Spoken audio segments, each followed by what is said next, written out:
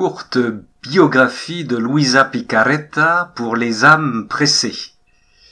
Préambule. La sainteté de Luisa relève exclusivement de la sainteté de Dieu. Pas de vertus héroïques et humaines dans cette sainteté. Comme Marie, la volonté humaine de Luisa s'est réduite à dire que ta volonté, toute ta volonté, se fasse en moi. Je dépose ma volonté humaine au pied du trône de la Trinité. Luisa naît le 23 avril 1865. Petite, elle avait de nombreux rêves avec la Sainte Vierge. 9 ans, première communion et confirmation, l'Eucharistie devient une passion dominante. À 12 ans, elle devient fille de Marie et entend surtout à la communion la voix de Jésus. À 13 ans, depuis son balcon, elle voit Jésus portant sa croix, entouré d'une foule. Il se tourne vers elle et lui dit « Âme, aide-moi ». À 16 ans, première souffrance physique.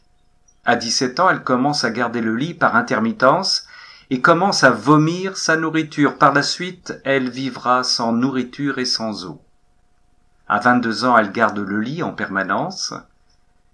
Jésus dit à Luisa « Bien-aimée de mon cœur, je t'ai placée dans cette condition pour pouvoir plus librement venir à toi et te parler.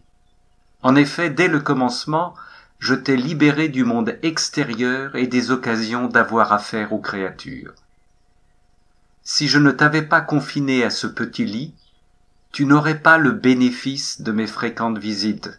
Tu aurais voulu d'abord remplir tes obligations familiales à coups de sacrifices pour ensuite te retirer dans l'oratoire de ton cœur en attendant une visite passagère de moi. À partir de maintenant, mes consolations seront les tiennes et tes consolations les miennes. Mes afflictions et tes afflictions seront en communication pour que ta volonté et ma volonté disparaissent complètement pour être appelées notre volonté.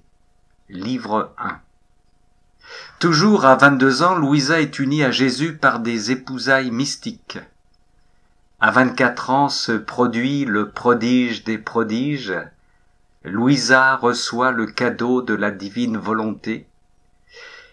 Jésus dit à Luisa au tome 17, le 18 septembre 1924, « C'est un cadeau que je veux accorder en ces temps si tristes, que l'on ne fasse pas seulement ma volonté, mais qu'on la possède. Que l'on ne fasse pas seulement ma volonté, mais qu'on la possède. Que l'on ne fasse pas seulement ma volonté, mais qu'on la possède. La vie dans ma volonté est le plus grand cadeau que je veux donner aux créatures. Ma bonté et ma générosité veulent toujours répandre plus d'amour sur elles. Leur ayant tout donné et n'ayant plus rien d'autre à leur accorder pour être aimé d'elles, je veux leur offrir le cadeau de ma volonté afin que, la possédant, elles apprécient le grand bien dont elles disposent.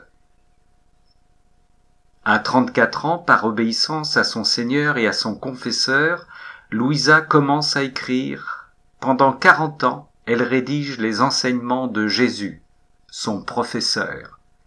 Elle rejoint son maître à 82 ans. On lui fabrique une tombe spéciale où elle reste assise. Processus de béatification en cours. Au nom du Père qui me crée, au nom du Fils qui me sauve, au nom de l'Esprit Saint qui me sanctifie, avec toute la tendresse de la Vierge Marie, co-rédemptrice.